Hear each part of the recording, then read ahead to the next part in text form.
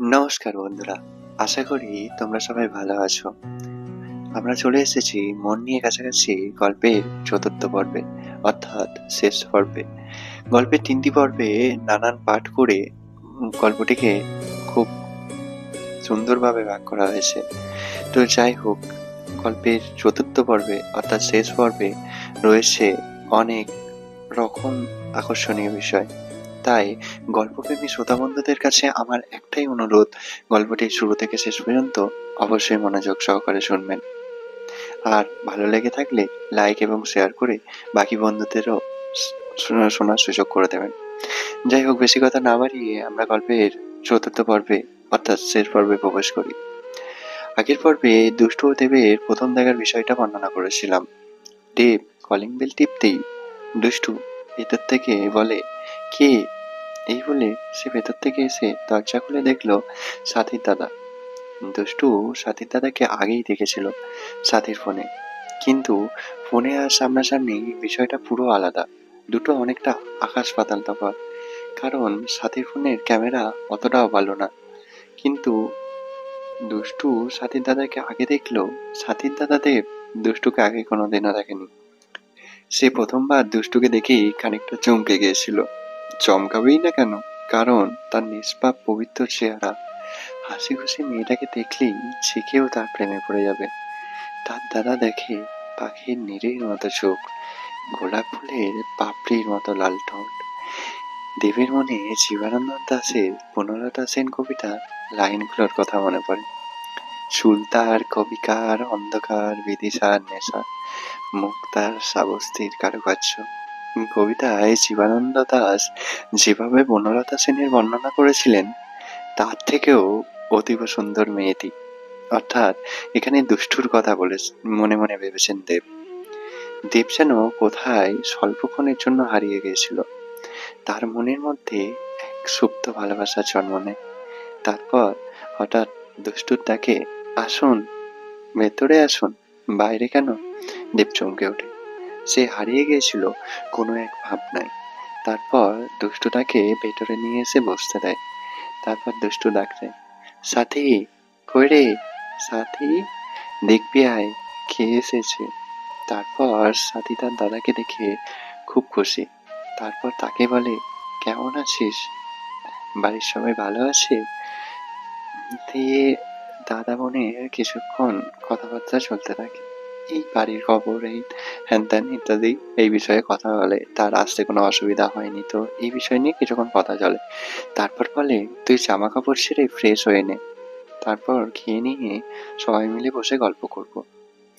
তারপর তারা রীতিমতো খেতে বসে এবং দুপুরে জমিয়ে আড্ডা দেয়।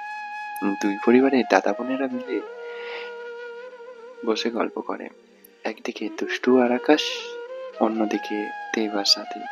দেব তার বোন সাথীর সাথে গল্প করতে করতে বলে, বোন, তোকে একটা কথা বলার আছে। বলে সে দুষ্টুর দিকে তাকায়। আবার সে ভাবতে থাকে, এভাবে বসলে পাশে বড়িয়ে তুলে ফুলের সুবাসে, অথচ শত মাইলের দূরত্ব, মাপিনি এতদিন, পাইনি তোমার দেখা, আমাদের পার্থক্য বিস্তার, ভাবিনি কখনো আমি পড়ব প্রেমে কোনো এক রমণ।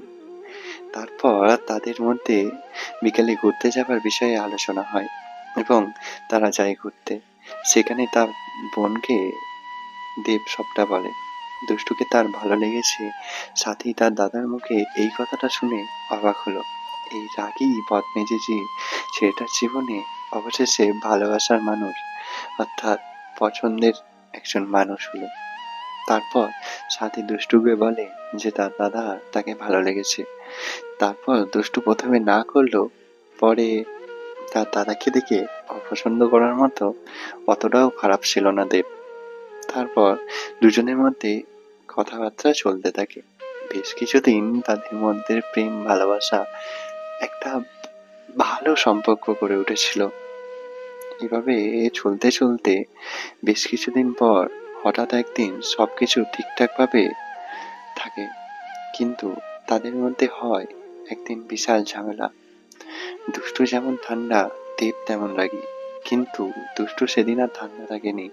সেদিন তাদের মধ্যে এতটাই ঝামেলা হয় এবং সেদিন দুষ্টু রাগের মাথায় সুসাইড করে মানে গলায় দড়ি নিয়ে আত্মহত্যা করেছিল। আর পরে দেব সেই বিষয়টি জানতে পেরে প্রচুর আফসোস করে।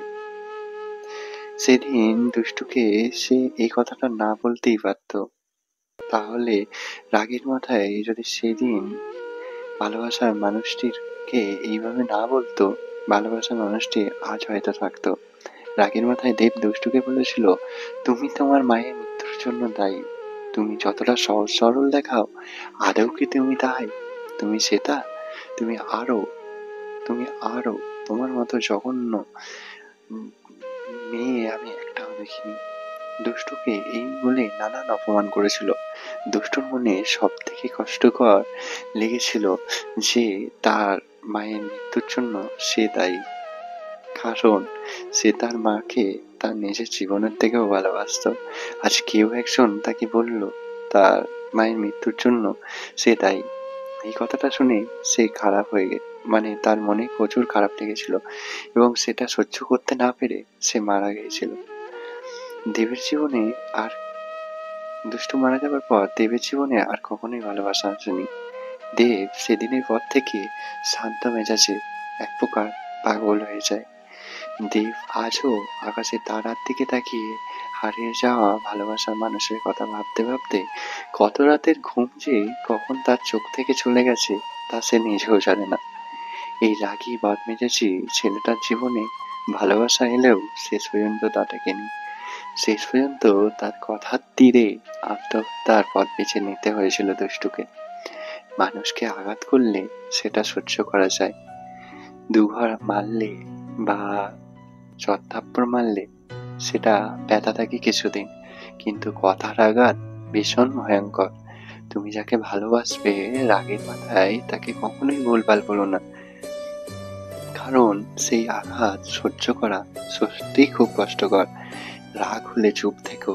রাগের জন্য কত সম্পর্ক হারিয়ে গেছে, কত প্রেমিক প্রেমিকার মৃত্যু হয়েছে। তাই আমার গল্পের শেষ পর্বে এসে বন্ধুদের জন্য এক লাইন, যদি করো রাগ হবে তুমি ধ্বংস, আর এই রাগের কারণেই যাবে তোমার সর্বস্ব। তাই বন্ধুদের কাছে আমার একটাই অনুরোধ, মাথা ঠান্ডা রেখে সবার সাথে হাসি খুশি ভাবে চলো, দেখবে জীবন কতটা সহজ সরল ও সুন্দর হয়ে গেছে। রাগ করলে ভাগ যাবে বন্ধু, তাই রাগ করো না। যাই হোক, গল্পপ্রেমী বন্ধুদের জন্য আমার একটাই অনুরোধ, যদি গল্পটি ভালো লেগে থাকে তাহলে একটু লাইক এবং কমেন্ট করে শেয়ার করে দেবেন। ধন্যবাদ।